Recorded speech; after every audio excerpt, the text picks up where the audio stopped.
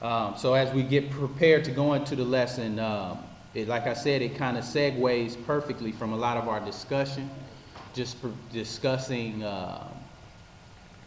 moving and mobilizing, and men in particular, but the entire body.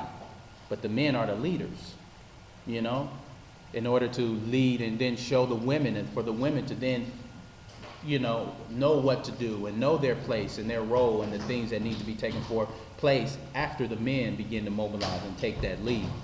But like I was saying, our conversation kind of goes hand in hand with what the lesson we're going to go into today, which is being self-sufficient, which is going to be discussing, being just not being slothful, being apt and ready and eager to move and be mobilized and motivate toward the work, whether it be our work at home with our families, with our children, the work with our spouse, the work of more important than all of the Most High. The Most High's work for us. That's what we're going to talk about. And it comes at a good time, even concerning our body here, as we are kind of, in the process of rolling out and establishing some different orders and ranks and duties and responsibilities and expectations. Brother Tawab taking on, a great work and helping with pulling together, different newcomers and different things like that. I won't go through everything, but these are the, as we are looking at doing these things, we need to have an energy and a zeal for doing the Most High's work and actually doing it to whatever levels. Just starting the work, right? But I'm going to get ready, and what we'll do is we'll just get ready and go into the lesson, and we'll start by going into Proverbs. Proverbs chapter 6.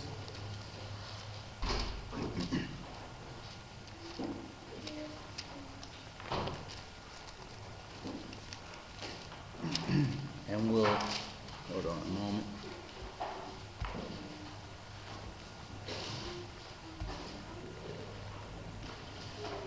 Being self-sufficient.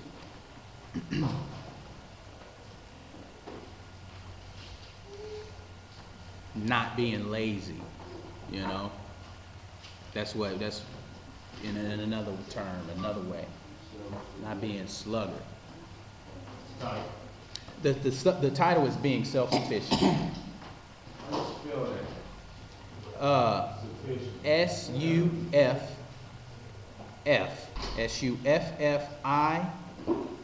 SUFFICIENT. Being self-sufficient.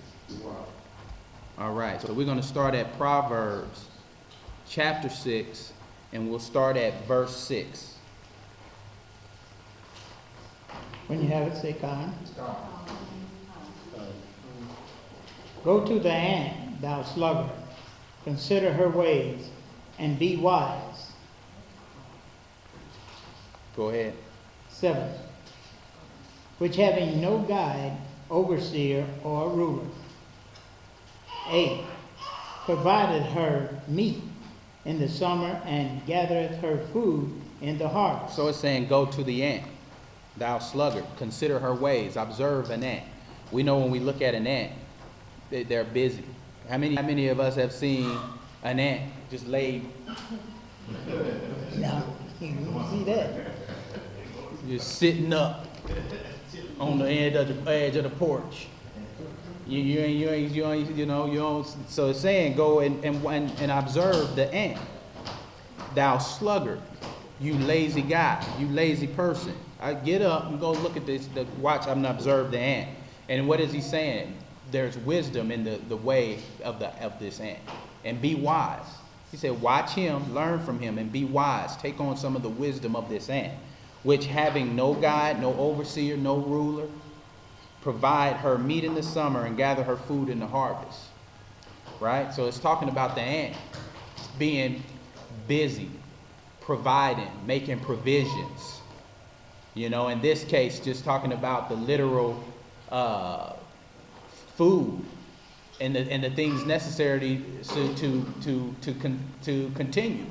You know, the provisions of for yourself to move forward. But we know this, and as we go forward, we'll see this applies to, you know, not only us just making sure there's food, but doing the work, being, you know, not being a sluggard, or allowing ourselves to be idle, which opens up a whole nother, you know, yourself up for more attacks and when your mind is idle.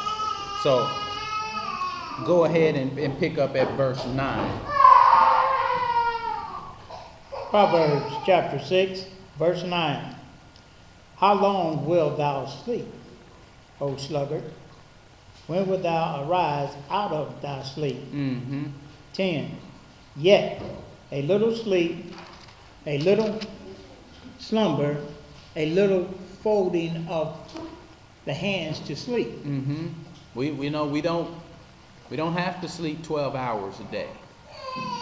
You know, lay and just, I know that's an extreme. I know most of us are not sleeping 12 hours.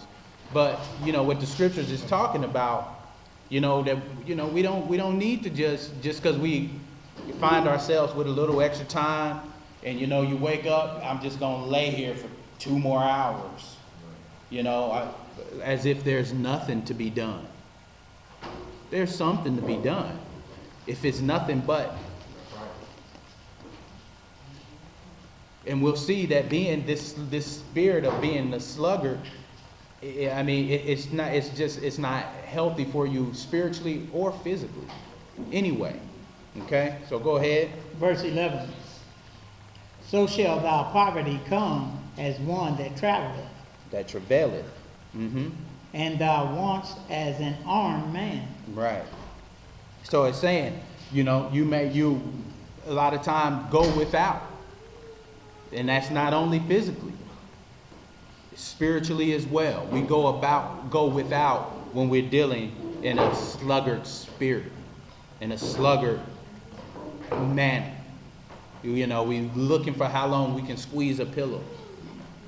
These are, again, things, another thing where we need to understand and be patient with ourselves and know that we may not, different people struggle with different things, including these things on different levels. And it's not necessarily something where we're going to say, okay, I'm snapping out of this tomorrow. But these are things we need to understand as being issues, and that we can then begin to start just working on it. You know, just as similar as like we were discussing, if it's music or if it's whatever. Okay, I know that this music is something I need to address. I know that my sluggard spirit and me attached to my covers and trying to dig deeper into my mattress is a situation that you know, I may have been examining wrong. I may be, you know, it's okay to get up. It's okay. You know, maybe it's just to, you know, go clean the kitchen sink. I mean, but there's always, you know, time and things that we need to allot for that are being missed and left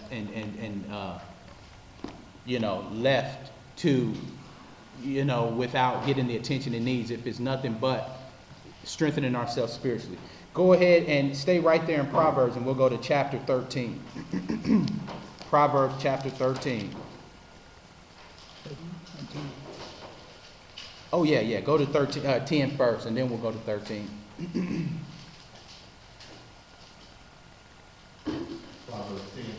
Proverbs 10.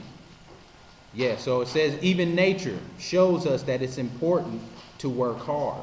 Always find something to do constructive, as it will keep you from being idle, where Satan can come in and cause wicked thoughts and actions.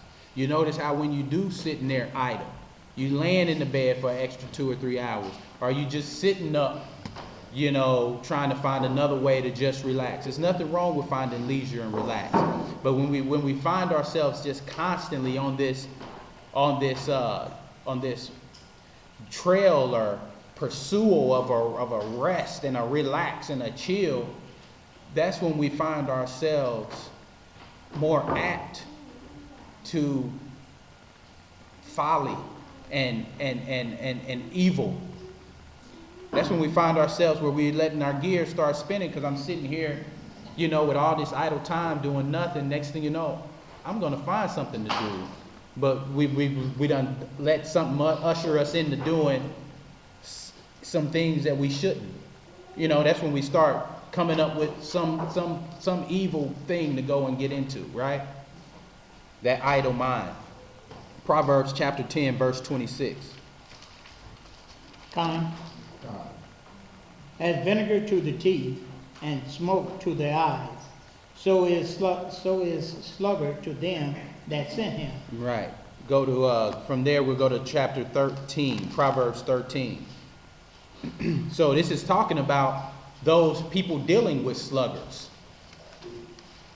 We know that vinegar to the teeth, that breaks down the teeth, or smoke in your eyes. There's nothing comfortable about that. That's the way a person feels like when they dealing with a sluggard, and like, or whether it's you see this person's mannerisms and their habits, but then they find themselves in need. Hey man, can you help me? Can you refer me? Can you send me there? Can you assist me in this? Can you give to me? But when it's like, brother, can you get up? That's what the scriptures is talking about. That's what it's saying. As vinegar to the teeth and as smoke to the eyes, so is the sluggard to them that send him.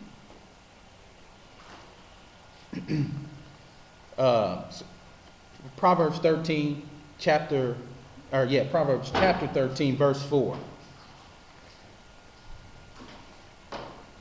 Con. The soul of the sluggard desireth and hath nothing, but the soul of the diligent shall be made fat. Mm-hmm. Proverbs, we're going to stay right here in Proverbs with these words of wisdom, right, concerning the sluggard. Chapter 20. Proverbs chapter 20.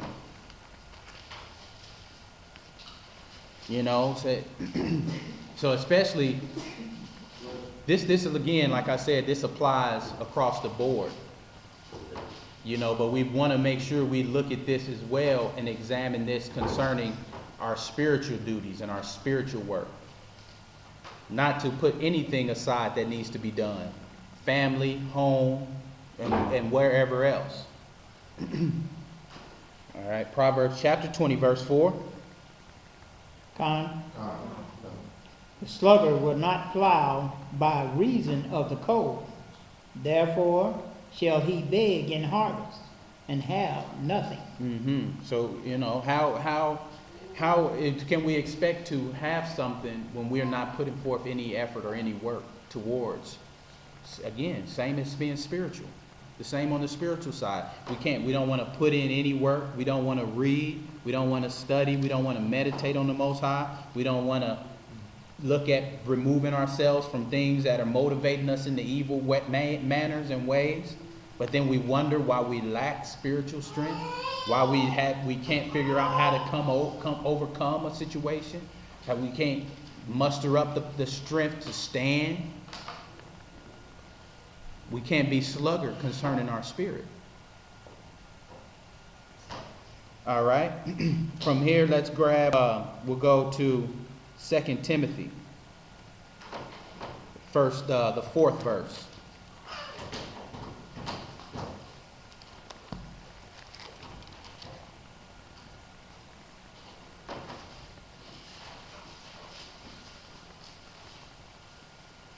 We need to be ready to work. Not only just to do the work, we need to be ready and apt and eager. What is there to be done? Especially concerning something as important as the Father's work and the Father's will. But the understanding, though, that that's going to trickle down in covering every aspect of our lives. It's going to help It's for your good. It's showing the sluggard is without. Him that moves and motivates in the spirit is fat. So the Most High isn't trying to deprive you and wants to, there's a reward behind this movement and acting. All right?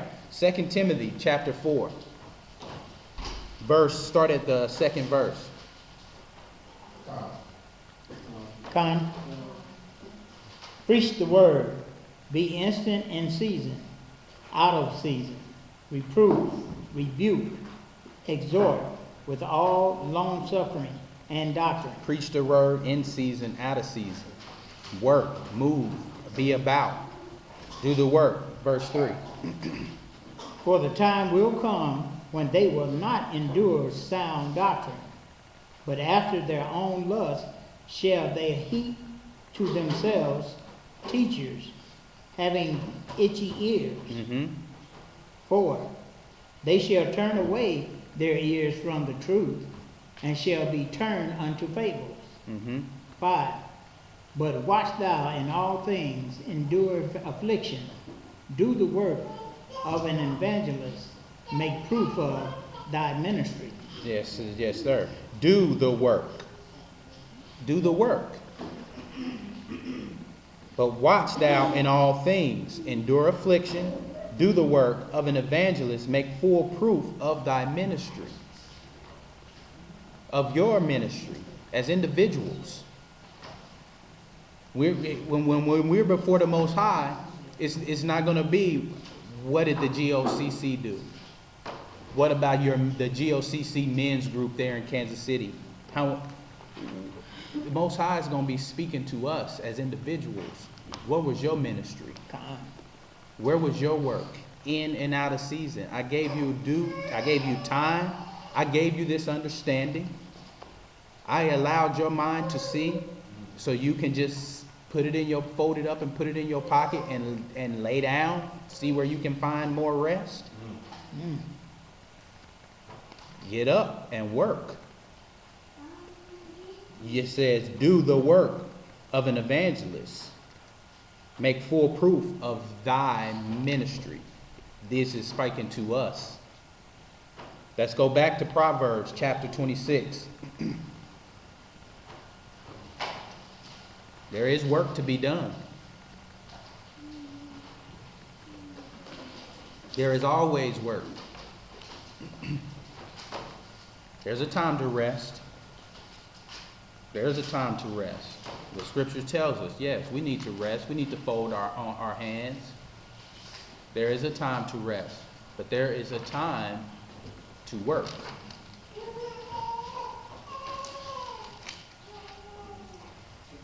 Twenty-six.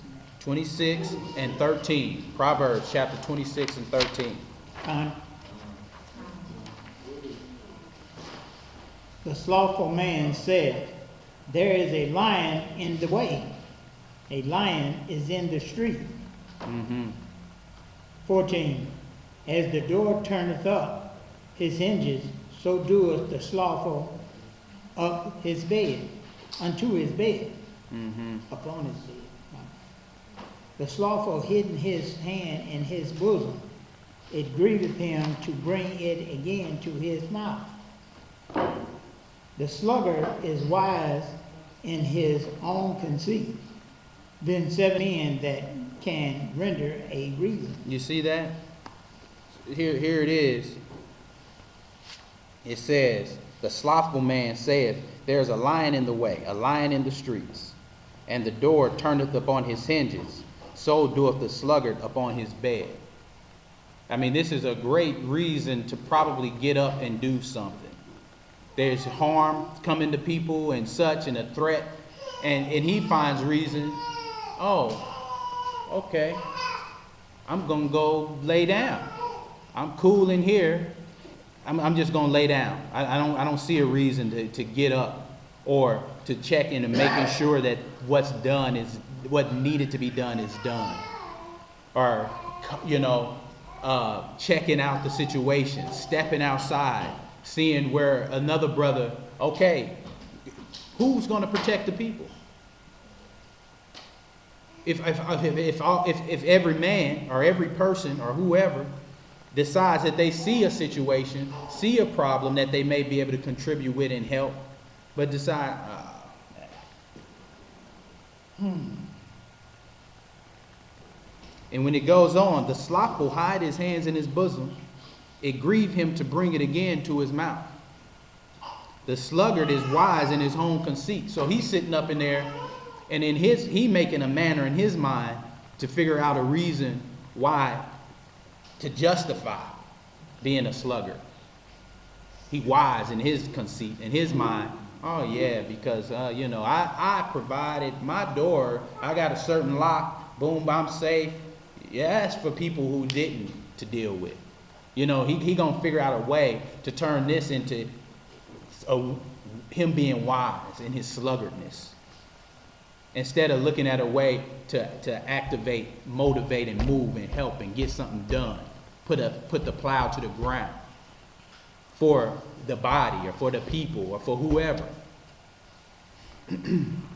So he said he's wiser in his own conceit than 7 men that can render a reasons. Than the 7 men who are either preoccupied or didn't see the line because they working somewhere else, or from those who even coming together to help handle the situation. It may be other brothers who out there dealing and helping with the situation who could have locked their door and been safe as well. There are those who not going to be safe though. It's a line in the street. It's that, you know what that means? That's work for the men and the women. I'm not excluding the women. Okay, I don't want that to be understood. There's a work for the women as well. But I want to make sure that our men know, as men and as leaders, we got to get ready and prepare to motivate ourselves. All right. Next, we'll go to Sirach or Ecclesiasticus in the Apocrypha, and we'll start there at chapter 29.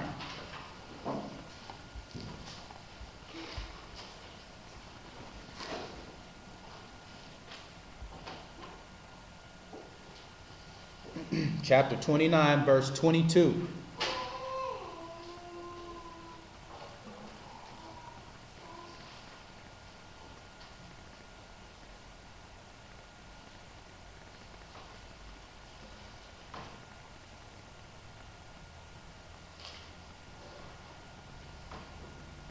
You got it there? It's kind of small. Do you want me to read that? Sure. Okay. We're in Ecclesiasticus chapter 29, verse 22. Better is the life of a poor man in a mean cottage than delicate fare in another man's house. Be it little or much, hold thee contented, that thou hear not the reproach of thy house. So it's saying it's better for a man to be poor and a despair a little bit, doing a little without, a little less without, than for him to be living high on the horse in a stranger's home. For it is a miserable life to go from house to house. For where thou art a stranger, thou darest not open thy mouth. So it's speaking to the sluggard and those who aren't out we find ourselves in situations where we may need help. We may need assistance and lodging and all these things, but we can't then just sit up and enjoy the fruit of others and continue in our sluggish manners, right? Thou shalt entertain and feast. Wait, hold on. Let me go back to 24. For it is a miserable life to go from house to house. For where thou art a stranger, thou darest not open thy mouth. Thou shalt entertain and feast, and have no thanks. Moreover, thou shalt hear bitter words. Come, thou stranger, and furnish a table, and feed me of that thou hast ready. You're looking to others, people who have worked in and out of season. Feed me. Give place, thou stranger, to an honorable man. My brother cometh to be lodged, and I have need of mine own house. These things are grievous to a man of understanding. The unbraiding of a house, of house room, and reproaching of the lender. So there becomes a reproach. I mean, these are the things it's talking about that you start to deal with. The reproach of those who are lending, the reproach and the feelings that are caught because somebody's having to provide. And like I'm saying, these are things that happen. I've had to stay in places. I've had to live under people's rules for periods of times. I will say it has not been because I was sluggard. It has not been because I didn't move and work. That's what this is speaking about. When we do move and work and are apt to do what we need to do and are seeking more what can be done and what needs to be done versus can I just stay right here for right now for a little bit? Can I lay back down? Can I do something that's just going to comfort in me and chill?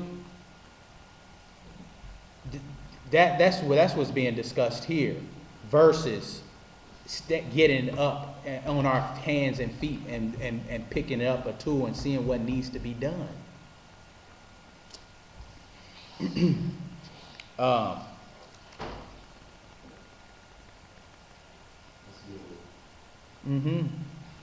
Yeah. That's the mind. I mean, this you see, we're reading in the scripture. I don't have to, it goes without saying how spiritual this understanding is. Not only does it play a part in us doing the work spiritually, but this changes even our own spirit as we motivate and activate in doing things outside of the work of the Most High. Just being busy and doing work, constructive things around you, in your home. What needs to be, all right, I see this needs some attention. I'm not going to just start letting everything around me just fall apart and deteriorate when a lot of it is a small thing where, I can kind of mend that a little bit. There comes a whole nother spirit over us when we start. We may not always understand what the Most High is bringing, but when we operate in obedience, that alone is huge in bringing us closer to the Father. The sluggardness is not the spirit of the Most High. That's removing us from Him. Let alone applying that to the Spirit and the work of the Most High in this kingdom. That's let alone that. But that is even more so. So we're still in Sirach, Ecclesiasticus, chapter 40. Verse 28. Ecclesiasticus chapter 40, verse 28. My son, lead not a beggar's life, for better is to die than to beg. The life of him that dependeth on another man's table is not to be counted for a life, for he ploweth himself with other men's meat. For he polluteth himself with other men's meat. But a wise man will nurture, but a wise man, well nurtured, will beware thereof. It's calling living off the fruit of others a pollution. When you just sitting back, no concern for doing, and I'm just going to be okay with, I know this is coming. This is going to kind of attend to me. This is going to, as you consume and accept the idea of someone else moving about so that for your well-being, that consumption and that okayness as a sluggard, not as a man who's working and checking and moving and operating, but as a sluggard, becomes pollution. Where is the pride and of a man with understanding, as the scripture said, with sitting back and just being taken care of instead of looking to operate on as your own, as a capable person? And you know what? That kind of goes hand in hand. I mean, that's a lot of the curses that we are breaking out of, brothers and sisters. We have been put in a state now where the government takes care of us. So we can sit down and sit around all day and just take on a sluggard spirit. I know my EBT gonna get filled up in a couple days. Boom. Hook it up. Fill up the grocery tank. Let's go. We straight. See you next month. See you next month. I'm at home. There's nothing to be done. Nothing? There's nothing to be done. Anybody need a Bible? Let me know. I know there's something to be done. There's something. There's some work to be done. Learning. I mean, I don't need to go into get some ideas to be done, but I can. What about just the building of ourselves? That's a start. That's something. I'm sure we can find some things. What about just the edifying and building of ourselves to where now your ministry is growing just because you stronger. You done picked up a scripture to where now you run into your brother. I'm talking about just simple things. To where now, oh bro, guess what I just read when you talking about that, man? Go into Proverbs, was just telling, you know, brother, that's the ministry we just spoke of. There's something to be done. It ain't gotta be fixing the leg on the kitchen table. That could be done too.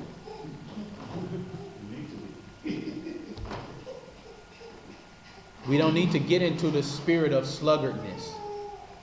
Okay? Whether it's according to and applying to the kingdom again or outside. Because they're gonna interchange. They're gonna flow one over to the other. That sluggardness, if we kicking up our feet and chilling at home as a father and as a husband and as a provider and as the home overseer, what in the spirit? Where are we at? We stopped at I stopped at 30. I'll read 29 again. The life of him that dependeth on another man's table is not to be counted for a life, for he polluteth himself with other men's meat. But a wise man, well nurtured, will beware thereof. Like that's something he's like, he's being aware of it. Like, I don't need to just sit back. What's going to happen when this person decides not to give this to me? Perfect example. I mean, they discussing cutting EBT. Mm-hmm. And look at how, look right out. Look at these neighborhoods and these homes, man. Do you know what number of the percentages of our people are sitting back with this sluggard mind and just saying, I'm going to wait for my EBT to get filled up. I'm okay with enough as I got, sitting back, just sitting back, seeing all that, smoking, drinking, seeing how they can bring some comfort and relaxation and increase the sluggardivity of their life. Like, how can I build up on my sluggardness? I'm gonna just lay back a little bit harder today. I'll do it tomorrow. We can't be about that. And it also cultivates a system. It does. Because you get people to start teaching their kids to be the same way. That's exactly why. It's a curse. It's something we got to come out of. We were placed in this. It's something that we know there's a curse upon us. This is some of that breaking loose to where we got to break that off and say, yo, I'm a man of the Father. I'm about his business. Where's my work? That's what this is. You know, we haven't been taught that. Where do we see that? Without picking this up. Where do you see our people being taught and told, don't sit back and just wait on this, and don't just let somebody. Goes quick. I mean, if anything, you're seeing Oprah or some other powerful women. There's a reason that whole thing has been broke down and deteriorated. The scriptures tell you the Most High, Christ, and the man. We have that connection that continues that order through the family. It doesn't just start in 1 Corinthians with the man and then the woman. The Most High Christ, the man, the woman. There's a reason. So we can't just decide that we the man without making sure we in order with our head. This is our head bringing down what it is that how we need to operate as men. We can't have that sluggard spirit. And this isn't a condemnation. Like I said, this is what we've been taught and seen for years. Absolutely. For generations. But we got to start coming up out of that. Looking for an opportunity to where I'm idle. There's something I can do. Okay, it doesn't have to be on a ridiculous level to where every waking moment that you up, you patching a catch and tap cabinet and you, where's the next? I mean, but we got to start building. We got to start addressing this situation. Step at a time. Where's my Bible? Let me read a chapter.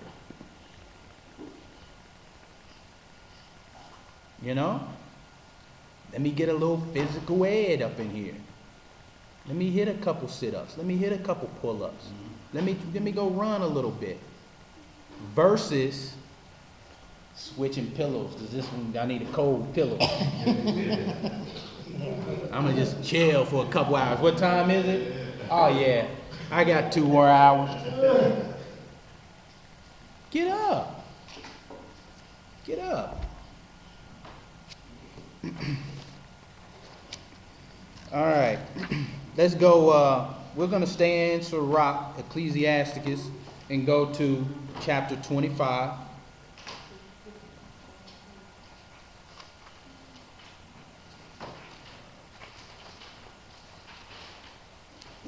It's a setup too, like I mentioned. I mean, you setting yourself up. What happens when that's cut? Whatever's coming to you that you're not making sure you providing and got to hold on yourself. There's so, man, the things that we're going to probably be faced with time to come, the perils. There's a lot we can start looking at. There's a lot of things that can start filling idle time. Different ministries, not only to others, but to the body. Oh man, the situation. What about, speaking of EBT, what about when that shut down? What can we be thinking about in preparation? Like, these are things that instead of laying down and falling through the mattress bottom, we can be like, okay, I'm going to put a little bit of energy and thought into this.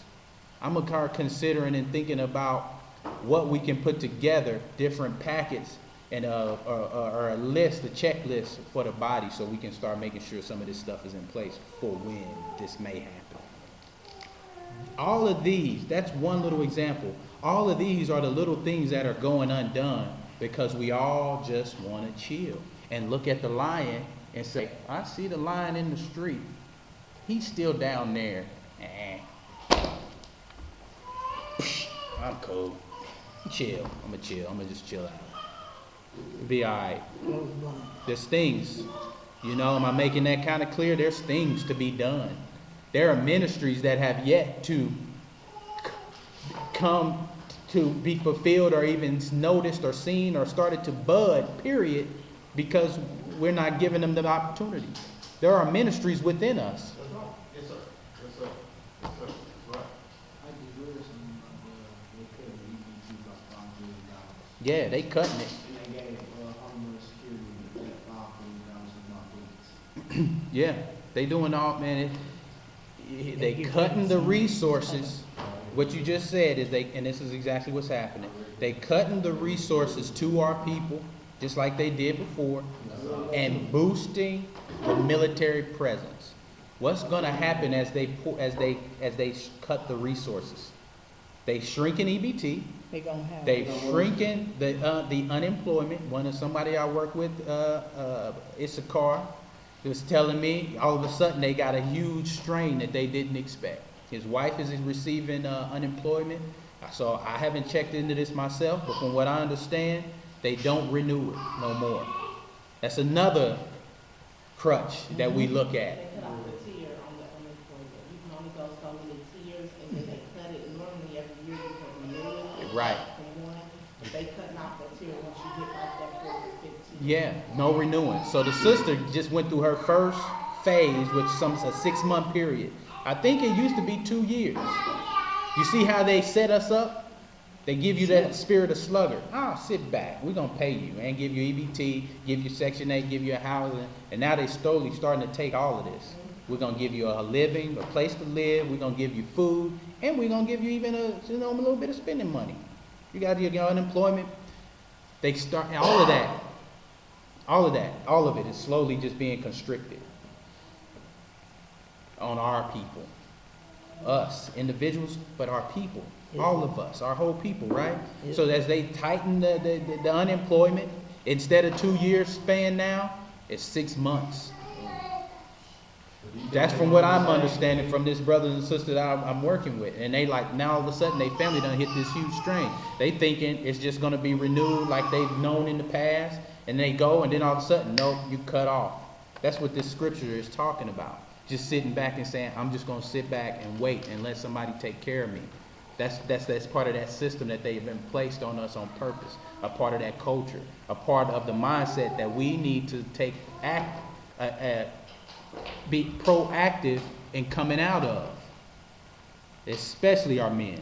We are the leaders. And we have been targeted more than anybody with this whole spirit of sitting back. Our women have started learning how to take over and take care of the house and make sure this is done and make sure it's that and make sure this and did we do this and I got to handle this and I got to handle this. That's why our families are in the state that they're in. That's not for them. They can't do it. They can do it only to a level, but that wasn't the Most High's intention. They can't do what a man needs to do.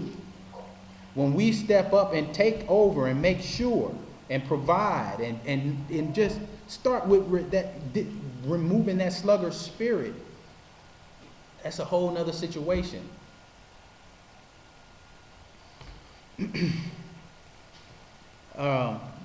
So we're in Ecclesiasticus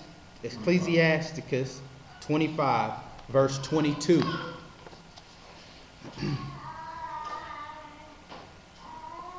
A woman, if she maintain her husband, is full of anger, impudencies, and much reproach. This is what happened. You see how all of our women, the way they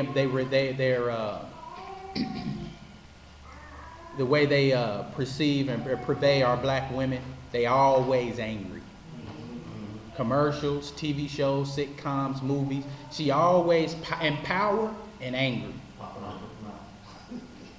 Every time. Yeah. Where do you see a submissive, supportive black woman in our? She's always up in front of something and mad. A woman, if she maintain her husband, is full of anger and much reproach. She feeling away because she in a place she ain't even comfortable and ain't equipped to deal with.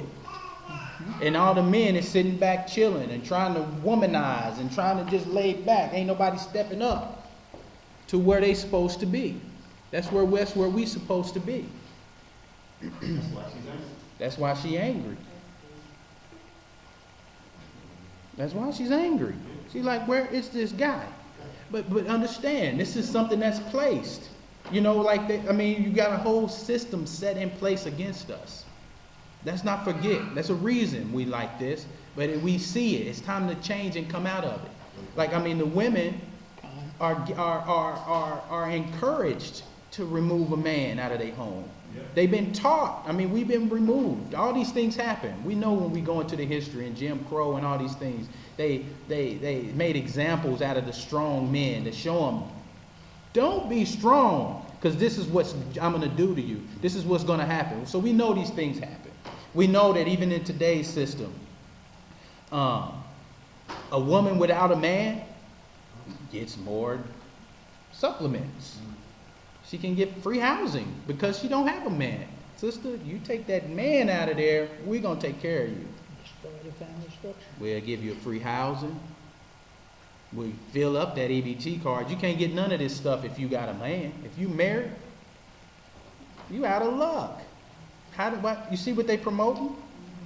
So looking at and seeing this, we know there's a reason we've gotten to where we are. But do you see when we examine the scriptures, how they know this is set up intentionally?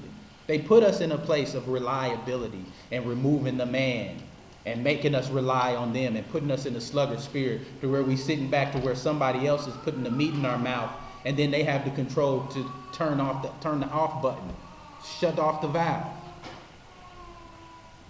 So that's something we need to understand. As we understand and operating in this truth and know, we got to get with the Most High on every cylinder, popping on every cylinder. That's what's going to bring the kingdom.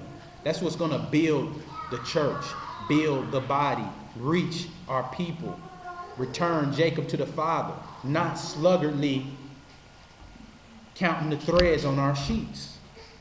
It's going to be getting up, getting constructive, starting with the little things, researching how to save money on food, researching how to just become a little bit more healthy with what we eat, find healthy recipes. I mean, I can go on for days. There's little things to do. There's stuff to do. Exercise, read a book. Pick up the Bible. I don't even want to waste time, but once we put our mind into the mindset of finding something constructive versus finding a better way to chill, that you're going to see those opportunities of those things to do. I actually got a lot of book on wild edibles, like sound kind of far-fetched, but No. Like stuff in the wild that we can get. Yes. Yeah. It's not foul-fetched, brother. To a like, lot of people it is. Yeah. But to us knowing, no, that's important. That's vital. Listen to the library, you know what I'm saying? It's called Field Guide to Wild Edibles. Everybody can pick it up.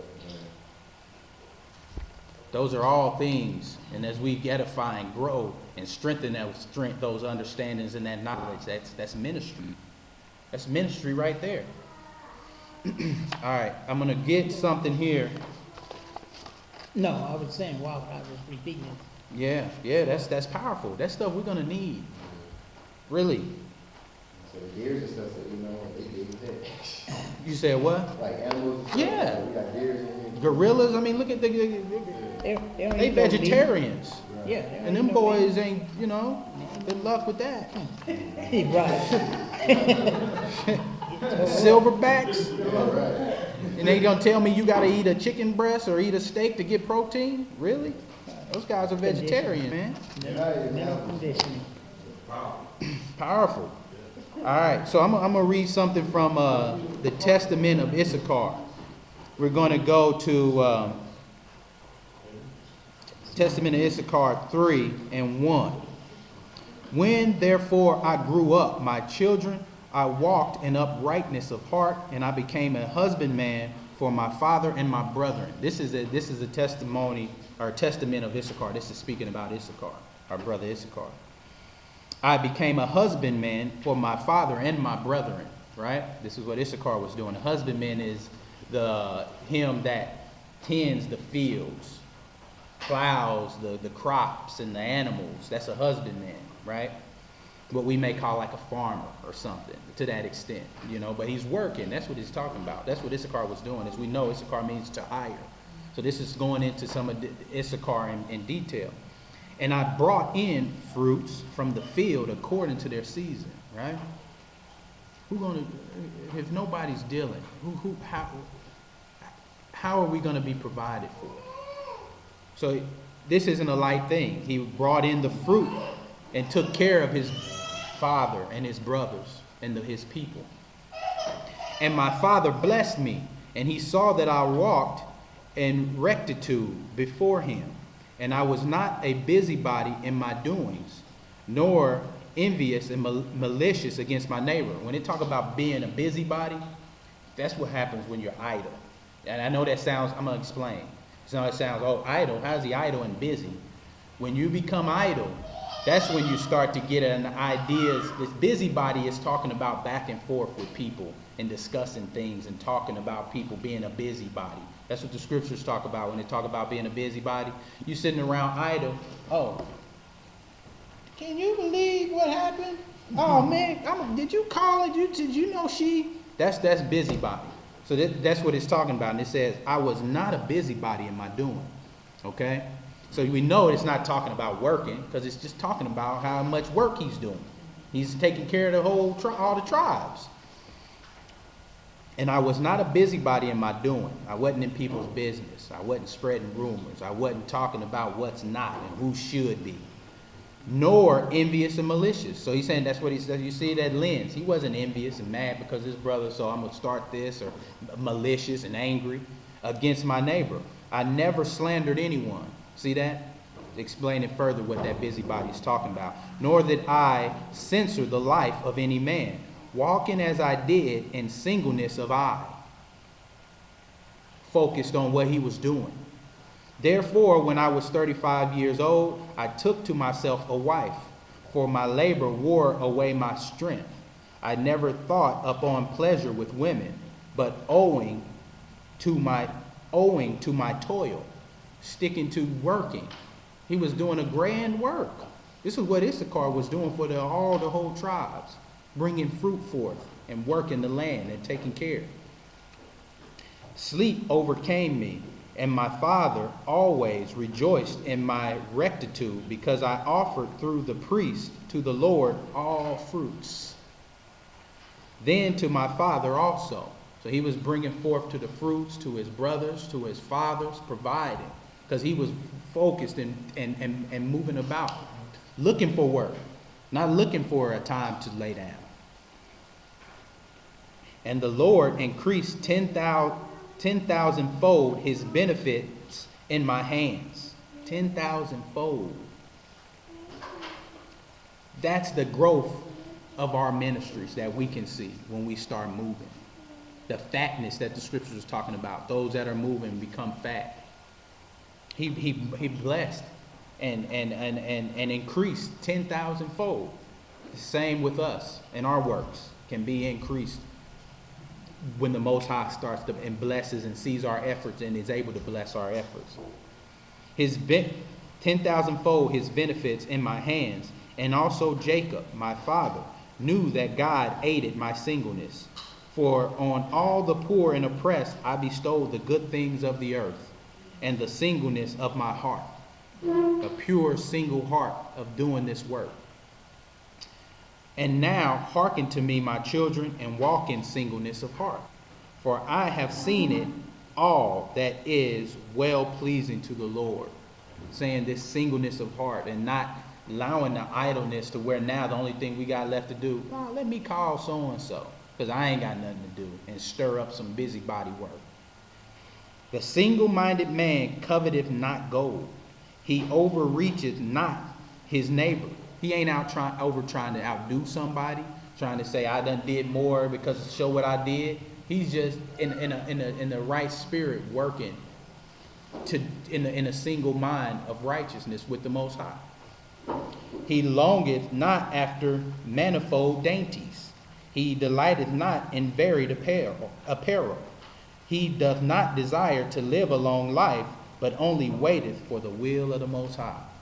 He's not worried about the delicacies. He's not doing these things so he can, make sure he's got the best of this and the best apparel and the best clothes. He's doing it to seek the will of the Most High. Just like today, Issachar worked hard and didn't look to the other foolishness which could come through idleness.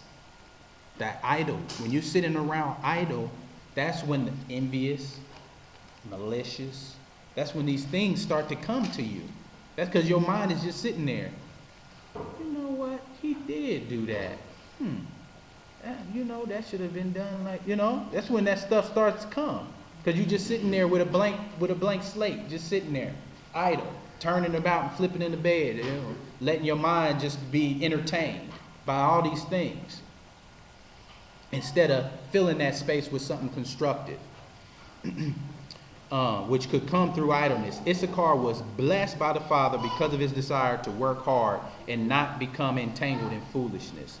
We're going to stay in Sirach, chapter 27, and I'm going to move forward because I got a little bit more to go through, and we're getting close.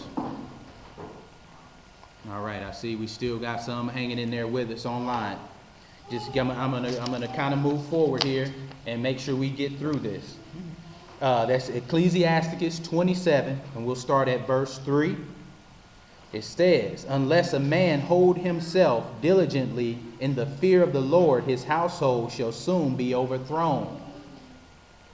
As when one sitteth with a sieve, the refuse remaineth. So the filth of man in his talk." So it's saying that unless a man hold himself diligently in the fear of the Most High, his house shall soon be overthrown. We have to stand strong in the fear of the Most High. With the things that we do need to be motivated by the fear of the Most High, which is wisdom. Fear of the Father is wisdom. It's the fear that tells us, I'm not going to do this because the Most High is going to deal with me. I'm not supposed to act this way. I'm not supposed to partake in these actions. I'm not supposed to do this. That fear is what keeps us, when we can stay steadfast in that fear and stand as men, that is the cornerstone and the foundation of holding our homes together. The things that we deal with. Us learning how to stand with the Father is going to help hold those things together. It's a constant evolution of ourselves through the scriptures, even when it comes down to questions or whether we are sluggard in our everyday lives. When you make it a practice to be a sluggard, it will also translate into how you serve the Most High, like we just were saying. That sluggardness, that spirit is just, it's not even two, it don't even become two separate things. Your sluggardness is just across the board. Our sluggardness, our people, like that's just how we've been conditioned in the system and the curse that's on us. Let's get Proverbs chapter 31.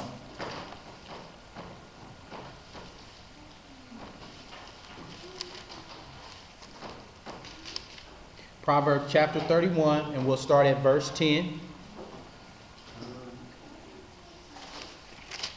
And we're getting there. I'm going to make sure we just kind of move because I had a few more verses I want to make sure we hit.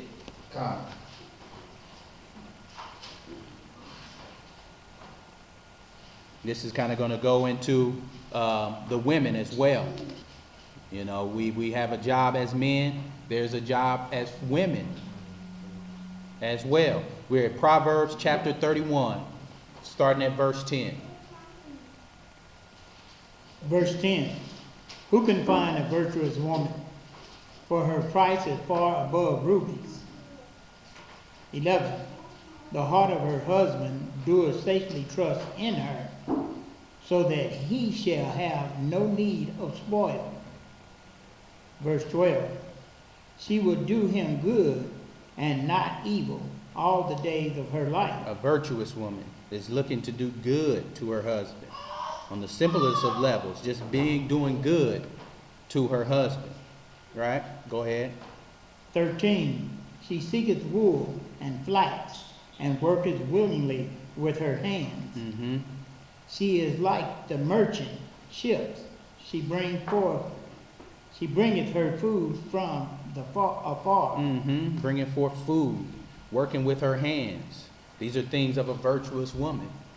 Go ahead. 15. She riseth also while it is yet night, and giveth meat to her household, and a proportion to her maidens. Mm-hmm. 16. She considereth a field, and buyeth it. With the fruit of her hand she planteth a vineyard. Mm-hmm. 17. She girdeth her loins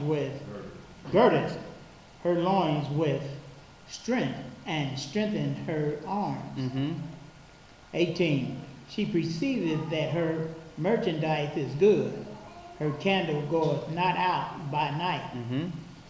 19, she layeth her hands to the spindle, and her hands hold the distaff. Mhm. 20, she stretches out her hands to the poor. Yea, she reaches forth her hand to the needy. You're gonna go all the way down through 31. 21, she is not afraid of the snow for her household, for all her household are clothed with scarlet. You see it speaking of her taking care of the home. The scripture tells us that the woman's salvation is in her home. So she's making sure that there's clothing. She's not worried that snow coming, because she's already, these are things that's on her mind, looking at my children. They got boots, they got socks. That's what, go ahead.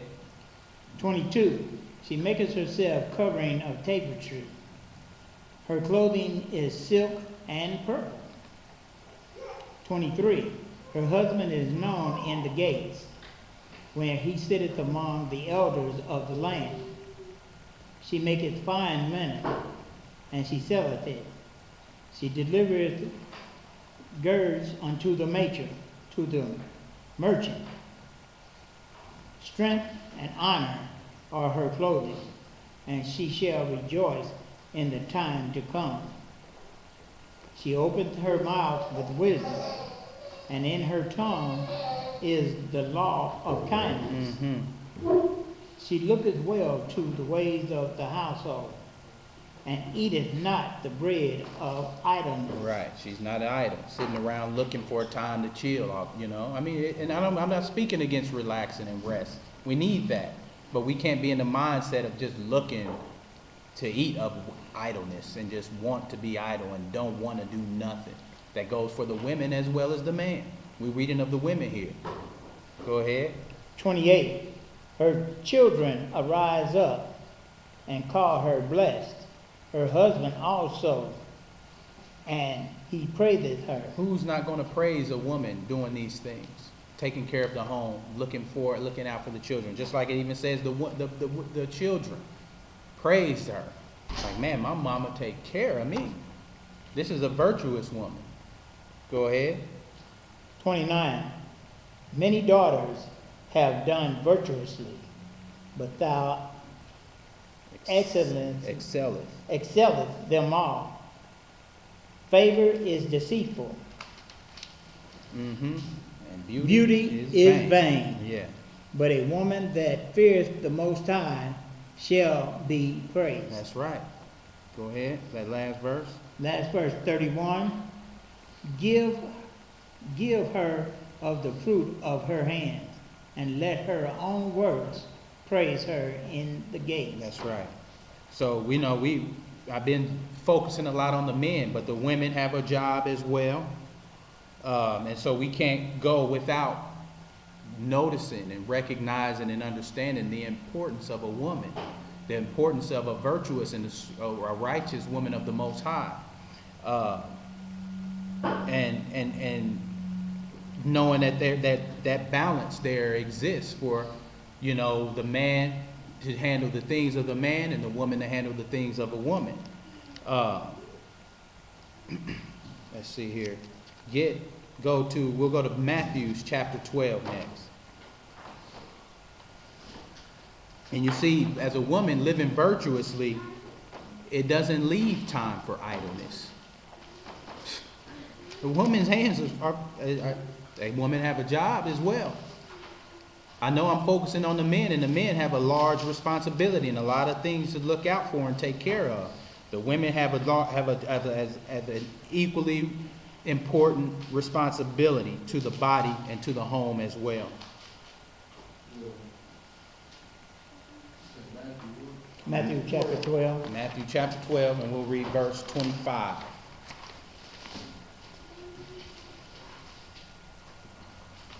Con.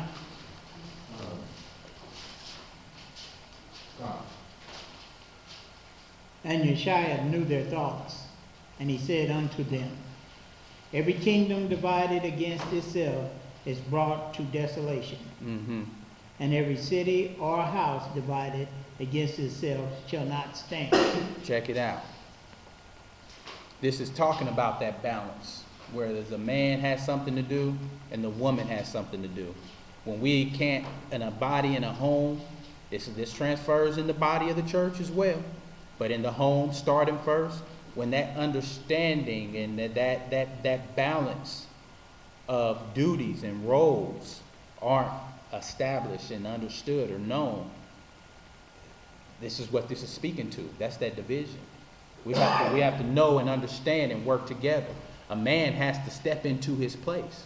We saw where that became, a woman becomes the anger and the reproach of a woman who's having to feed a man because this guy just wanted to lay around.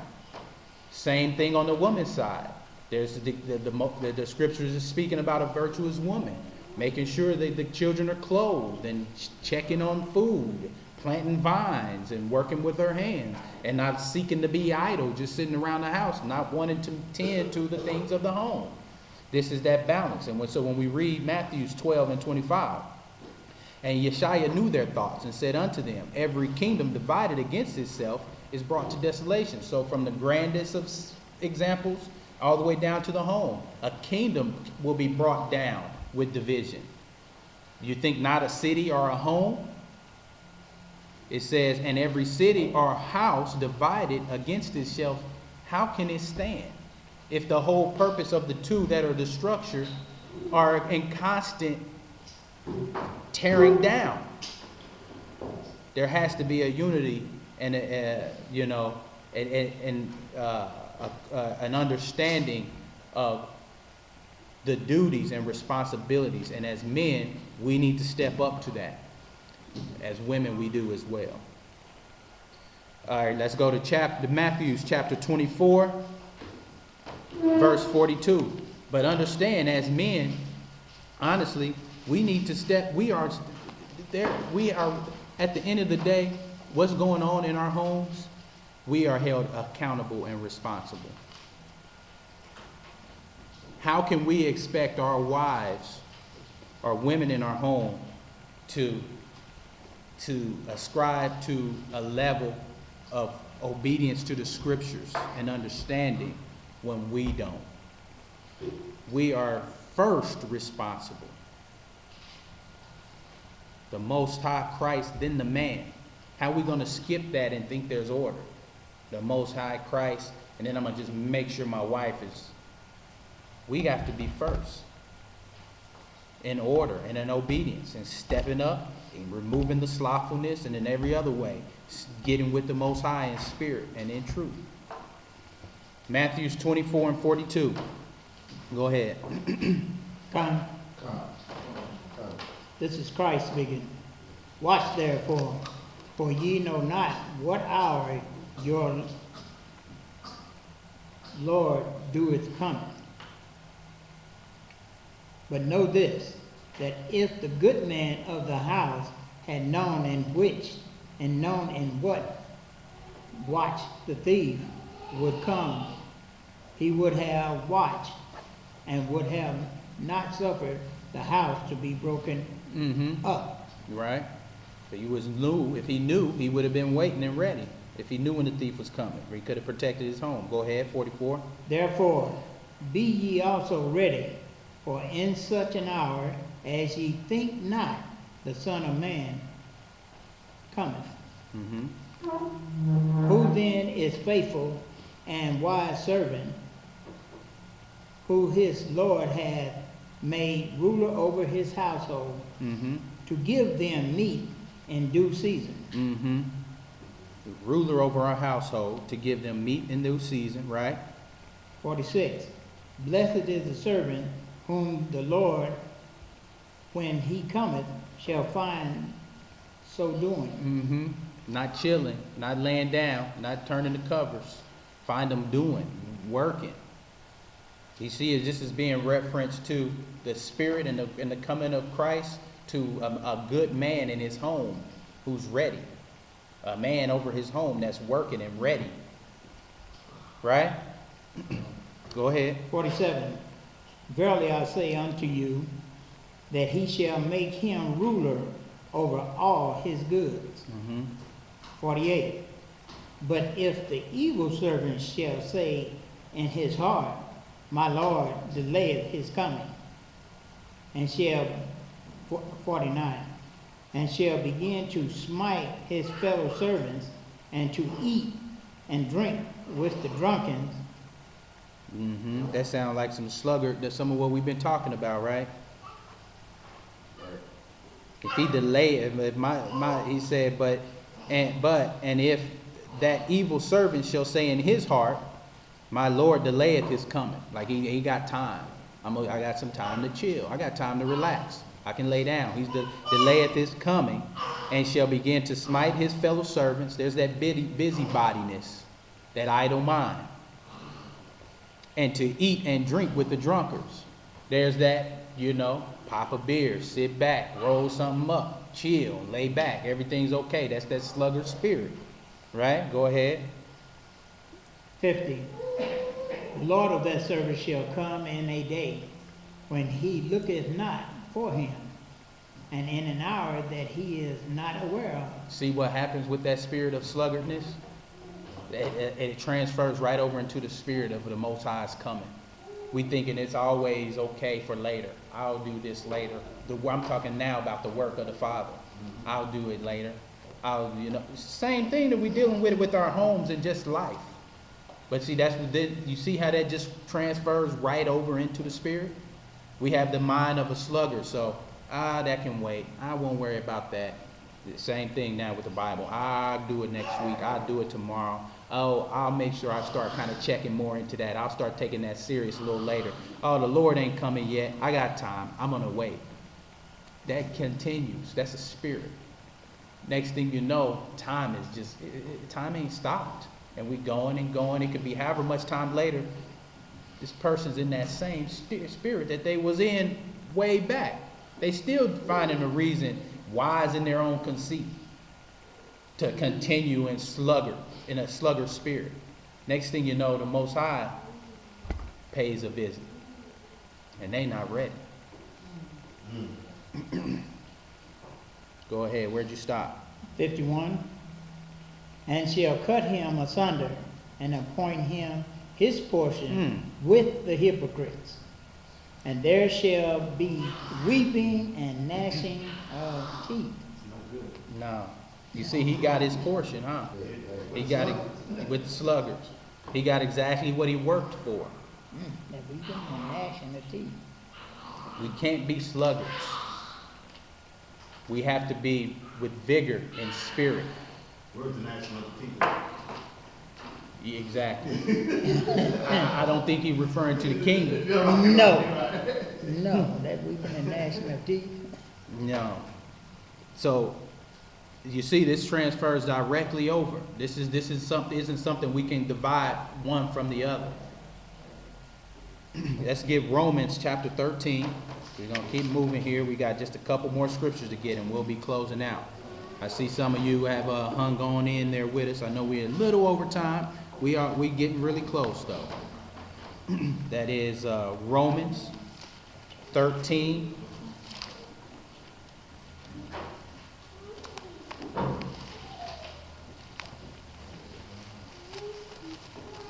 And we'll start at chapter 10.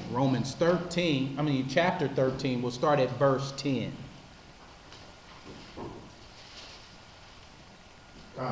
Con.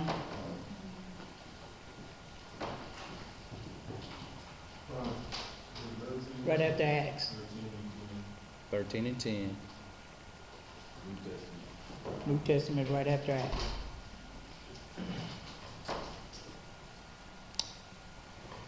Love worketh no ill to his neighbor. Therefore, love is fulfilling of the law. 11. And that knowing that the time, that now it is high time to awake out of sleep. For now is our salvation nearer than we believe. Right. 12. The night is far spent, and the day is at hand. Let us therefore cast off the works of darkness, and let us put on the armor of light. Mm-hmm. 13. Let us walk honestly as in the day, not in rioting or drunkenness, not in the chambering and wantonness, nor in strife and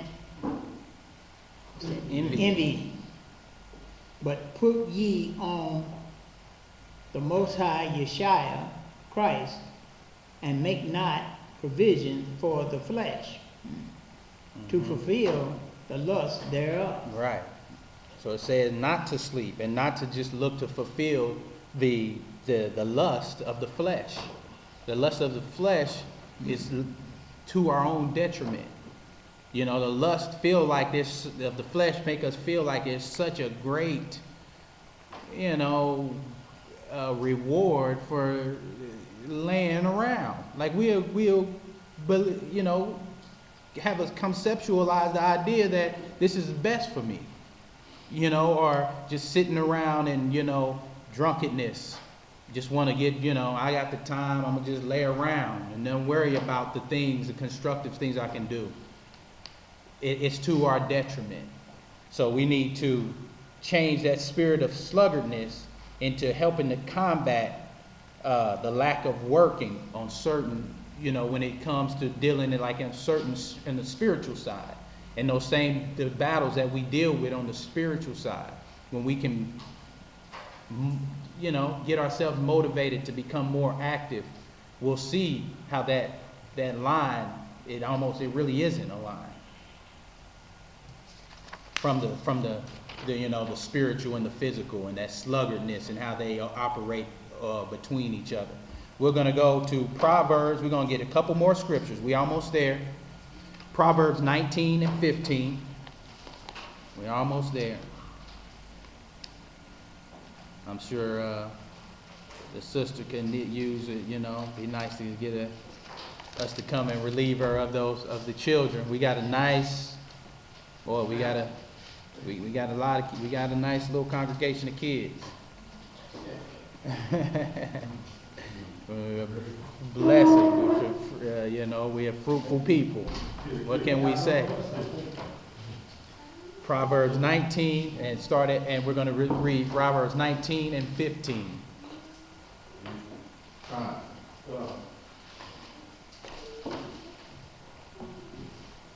19, verse 15.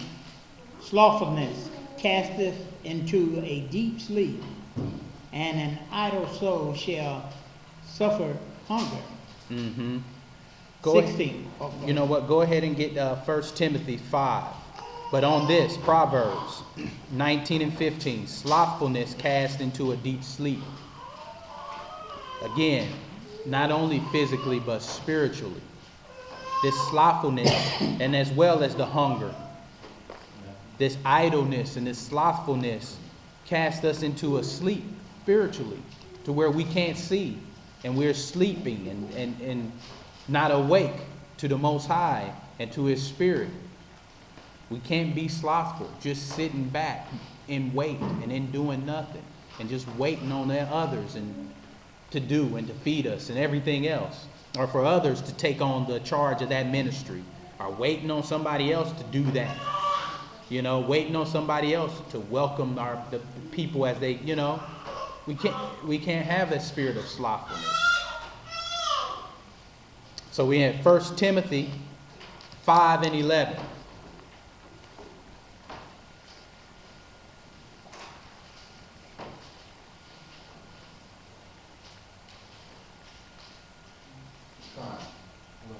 We're going to get one more after this, and that'll be it. We're going to go 1 Timothy 5 and 11. 1 Timothy chapter 5, verse 11. But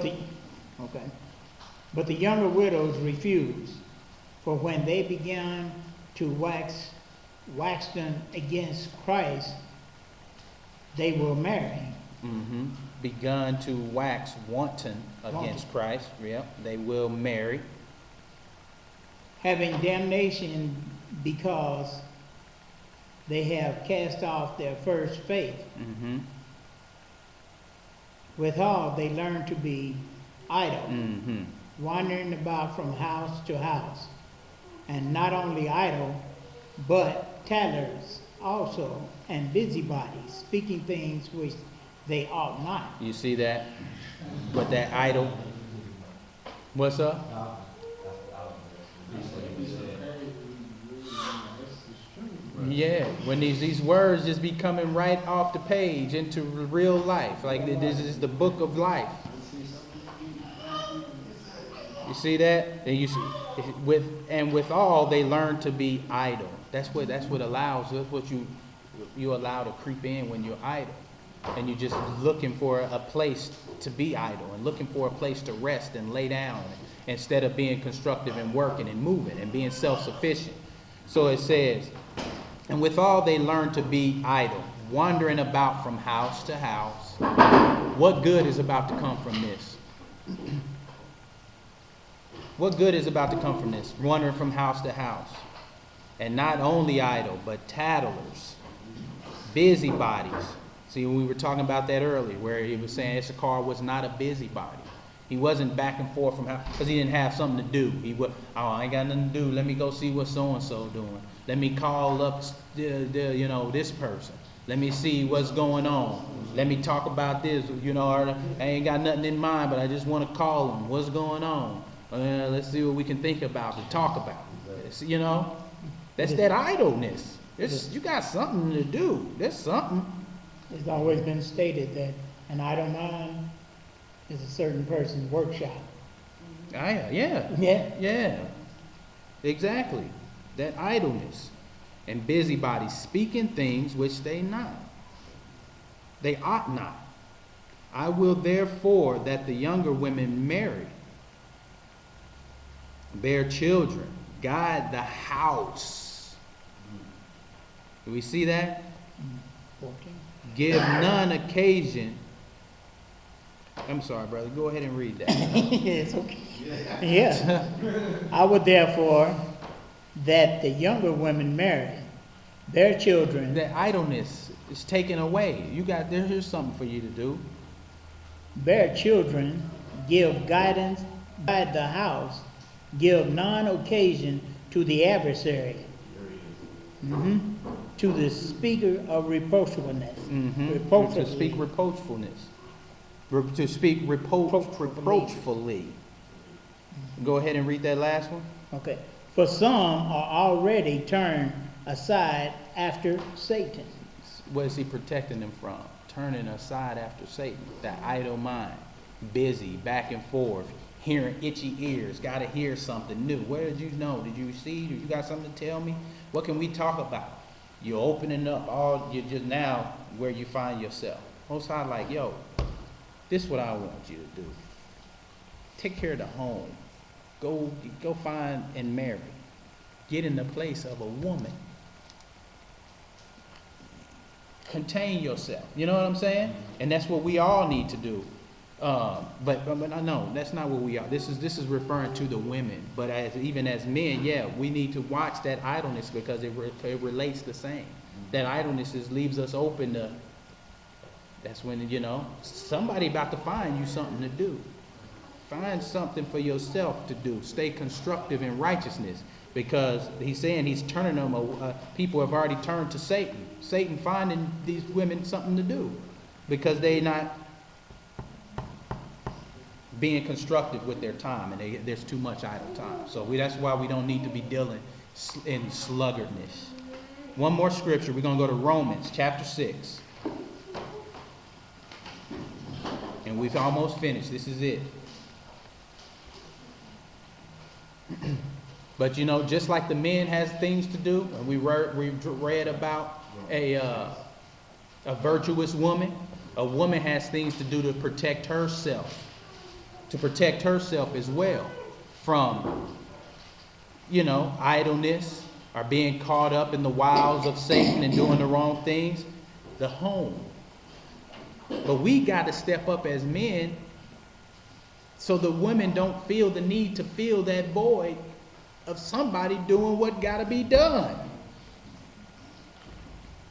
That will facilitate and help the woman to say, okay, I'm gonna deal where I need to be. I'm gonna step up out of your way Help and help me.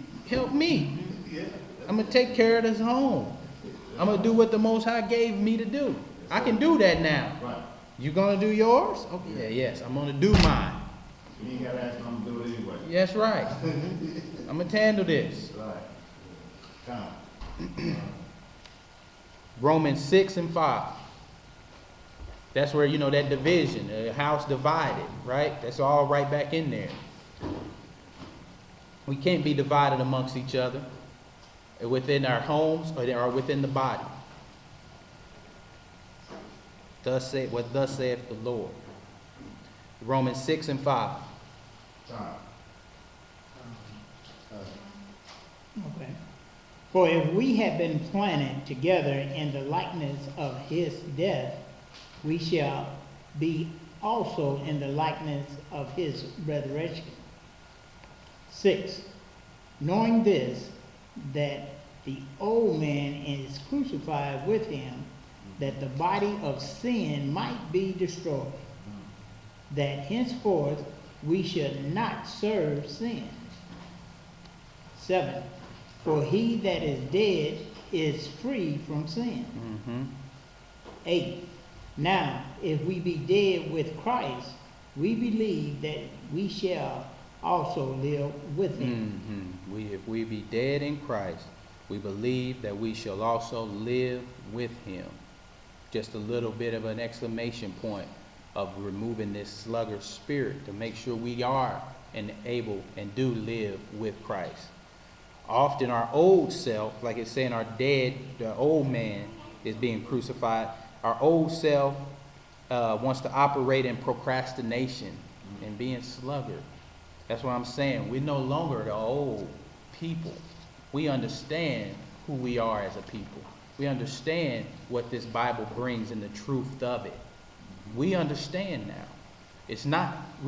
So we don't have an excuse or a reason to just remain in a system of sluggard procrastination and not doing and not wanting and not understanding and not being constructive and not preparing for the coming of our Father, not bringing forth the bricks to build this kingdom, not doing the work and bringing forth our ministry. The same with this isn't the Christian church. This ain't all that. We understand now. So we have to do away with that sluggard, procrastinating spirit and get up, pull up our bootstraps, and do this work. Take care of our home as women. Oversee the provision of our children as women. Be the helpmeet. Men, it's time to stand up and take ownership, full responsibility and ownership of our homes. Whatever state they in, we need to own them. We need to own them. That's the way the Most High look at it. So men and women, but men, it's time to step up, step out of this curse, step out of this systematic situation that we in, step out of the visual stimulations that we get for what we supposed to be. We're not supposed to be crooks and criminals sitting back looking for ways not to do nothing and expect just to get it. We're supposed to be about our Father's business, ready to take a tool and plow, figuratively and literally. But figuratively, most of us don't have a land to plow, but it's time to work. It's time to pick up the tools and do what we see needs to be done around us in this body, in this kingdom, in our church, in our gathering. In this body, there's functions. Each body has a piece to play. Each finger, an index, thumb, the fist, all of that. So we got to work. We got to do our pieces. Bring our ministry. Bring our brick. Do our work. Con? All right. So I hope that was insightful through the grace of our Father, Ahaya, the great I am, in the name of his Son, Bahashem, Yeshaya. We hope that was a blessing to every ear that it touches and brings some understanding. But that we're going to say thank you all, and Shabbat Shalom to everyone. Shabbat Shalom. Shabbat.